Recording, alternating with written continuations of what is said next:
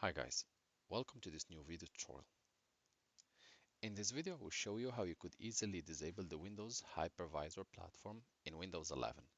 To begin, make sure to connect to the internet and go to your search bar and type Turn Windows Features On or Off. Click on Turn Windows Features On or Off to begin. Locate Windows Hypervisor Platform and click on the little box next to it. It should be selected in blue. Click on it to become white. Click OK. Windows will start searching for required files and installing them. Once done, you will be prompted to restart your computer, and after that this option should be disabled or turned off from your Windows.